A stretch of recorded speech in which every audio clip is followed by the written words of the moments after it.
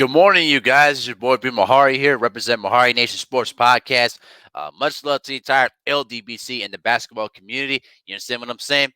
Um, don't miss basketball conversations every Friday night, 9 p.m. Central Time, right here on this channel. Is where we discuss basketball-related topics, news, debate night, and everything else in the world in the world of basketball. You understand what I mean?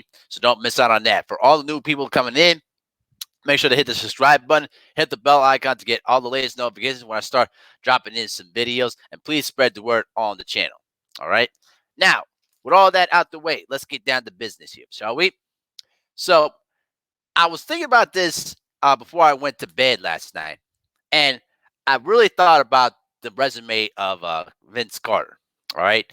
Now, I remember Vince Carter when I was a youngster, when I was between the ages of 7 through 10, how athletically superior Vince Carter was. He was one of the most gifted dunkers you'll ever see. And as Kobe Bryant, once said, rest in peace, Kobe Bryant, the greatest dunker of all time, from his opinion. Okay. Now, he was he was an 8-time All-Star, NBA second team in 2001, NBA third team in 2000 and 2000. All right. Slam dunk champion in 2000, one of the greatest displays you'll ever see. You know what I mean? It's been 20 years, and man, nobody was been able to top what Vince Carter did in Golden State that night. You know what I mean? Unbelievable. All right. But he also won a gold medal in the 2000 Olympic Games with Team USA. You know what I mean? And spent the most of his career with the Toronto Raptors for about at least 7 seasons. All right. And basically helped revive that franchise into the franchise that it became, and eventually became world champions. But there was a lot on the table that Vince Carter left behind, because as talented as he was, and through the gifts that he never had the drive, he never had the work ethic, and he didn't have the hunger like a Kobe Bryant did. You know what I'm saying? Because I remember at a time where there was a lot of people that were basically saying, who would you start a franchise with, Vince Carter or Kobe Bryant? At the time, I loved watching what Vince Carter did, but I was more fascinated with Kobe Bryant, because when you reflect on Kobe Bryant's career, Kobe Bryant had the one thing that Vince Carter had that didn't have, and that was the drive to be great. As talented as Vince was, there were times in Vince's career where he would take plays off, or he would not bring everything that he had on the floor. And there were times where his nice guy perception, was lingered off the wrong way in terms of a lot of fans. And so when people tried to grade him as the next Michael Jordan because of his affiliation in North Carolina when he went to college, Vince Carter pretty much tried to attack back and said, "Listen, I'm not trying to be like Michael Jordan. I'm just trying to be my own man," which came across as passive aggressive to me. Now, that famous series in 2001, this is the one that Vince Carter had the legendary series with Allen Iverson, where both of those players traded 50-point games back to back. All right. Um, Vince Carter was pretty much scoring at a rapid pace. But that season, he led it to 47 regular season victories. You know what I mean? I'm gonna get to the Tracy McGrady stuff in a little bit. Um, but they had a great series against the New York Knicks when they came back from a 2-1 deficit to beat the Knicks in the first round. But then against the Philadelphia 76ers, it was historical. Um, Allen Iverson scored 54 in game two. Carter came back and scored 50, but then a game later, Iverson scored 51 when he won the MVP that night. And on the day of a game seven, um, Vince Carter decided to attend his graduation ceremony in Chapel Hill, North Carolina, and take a charter flight all the way to Philadelphia for game seven. And on that day, Vince Carter took a lot of heat for it. All right. There were a lot of players that were basically split on that issue. At the same time, they were proud for Vince Carter for what he did, but they didn't appreciate how the timing of that was not appreciated. All right. Because looking back, it showed more that Vince Carter worried about himself than about the team. And I had long debates about with other people about that to this day. I always stand by this. If Vince Carter decided to bypass his graduation and get ready for a game seven, they probably would have made it to the NBA finals, but that's up for debate. But the fact that Vince Carter made that decision on a day of a game seven, he put a lot more pressure on himself, and he was going to get, going to get credited or scrutinized based on how he performed and if the Raptors won. And he did not perform up to his capabilities. He only scored 20 points in that game, and in that last possession, it was about 2 seconds left on the clock, and they were down a point. Vince Carter caught the ball in the corner and was guarded by on a switch by Tyrone Hill. Uh, Carter did a pump fake, got Tyrone Hill in the air, but then he shot a fadeaway from the corner. And I remember looking back on that play, and Vince could have decided, listen, he could have decided to pump fake, take one dribble to the side, get balance, and pull up and hit that jump shot. And that would have had a greater chance to go in. But because he took the tough fadeaway jumper, that had zero chance to go in, especially in that situation. And that was it. The Sixers moved on to the conference finals, and they went out to the NBA finals. All right, and he was basically scrutinized for that, making that decision. And I saw how they felt. Charles Oakley said in an interview, I think it was a couple of years down the line, he basically said that, listen, if Carter didn't decide to go to his graduation, we would have won game seven. And I definitely believed it. But the other thing that I was kind of, taking an eye off of Vince Carter was that Vince Carter didn't really commit himself to being a greater player than what he could have been. There were times where Vince Carter would have, all sorts of, you know, injury problems to his knees and to his hamstring. He only played that next year. He missed the final 22 games basically with a knee injury. And his body was beginning to break down at a very young age because he played all 50 games in his rookie year. He played all 82 games in the second year, 75 the third year when they made the conference semifinals. And then the fourth year in 2002, he only played 60 games. And then after that, in 2003, he only played 43 games. And so when you look at that, it really questioned to me how Vince Carter was not committing himself to being great. And he was also constantly getting injured all the time. Now, injuries are part of the game, but the nagging injuries were basically being apparent. And it basically took away what his star power could be. And the other thing too was is that how he left Toronto basically, put a bad taste in a lot of people's mouths. All right, because during that offseason, Carter was getting frustrated with Raptors management because they felt that the Raptors were not doing everything they can to build a championship team around them, and I could understand that. But there was a time where you know Vince Carter pretty much was just pretty much done.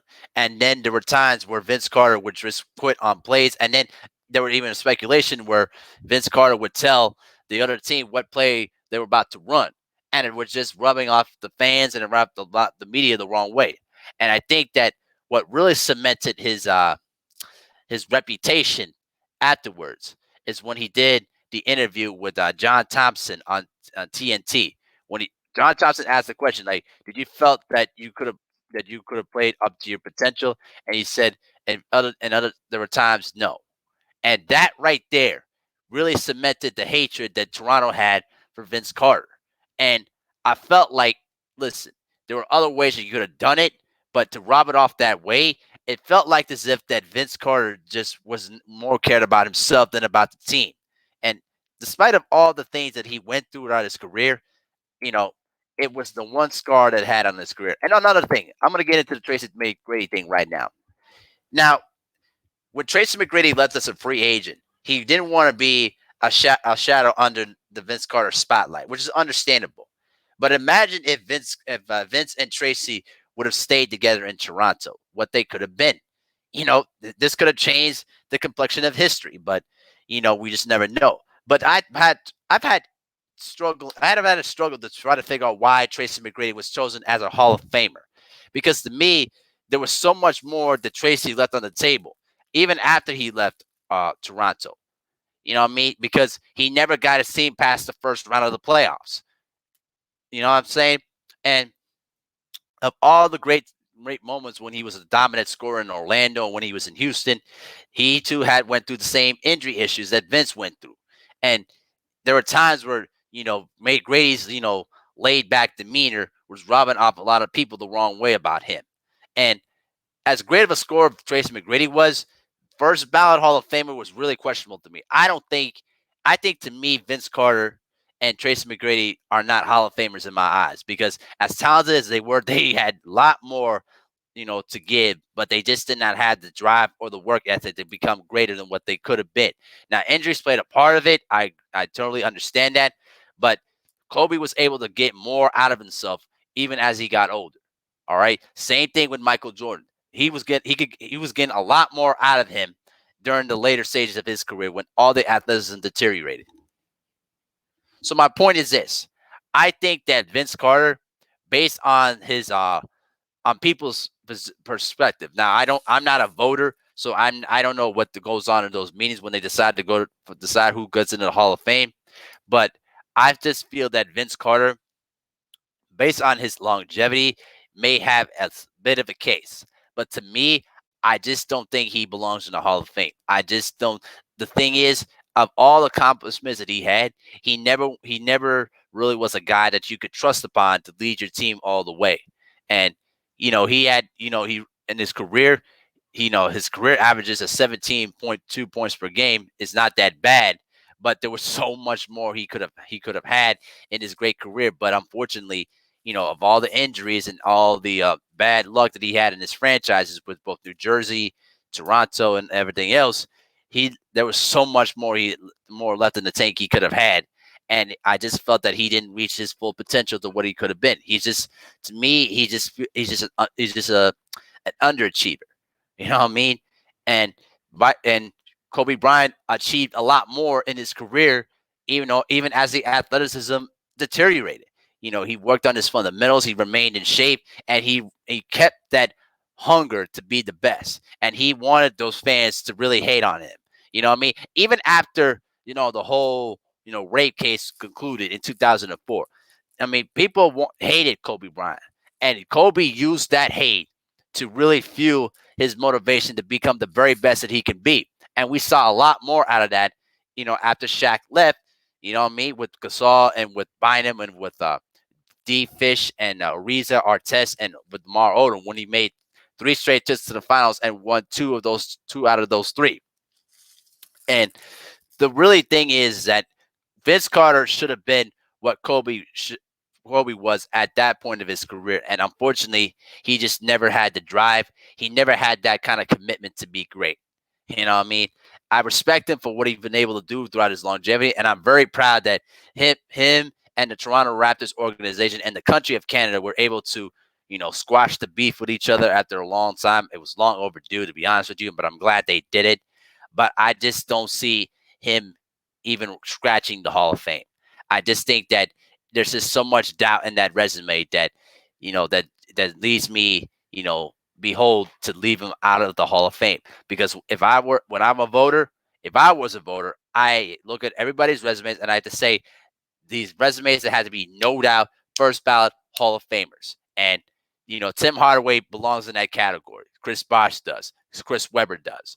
But unfortunately for Vince Carter, I struggled with this because I felt that, Vince Carter had a lot more in him, but unfortunately he didn't release his full potential to what he could have been, unlike Kobe Bryant. And so, to me, in my opinion, I just don't see Vince Carter as a Hall of Famer.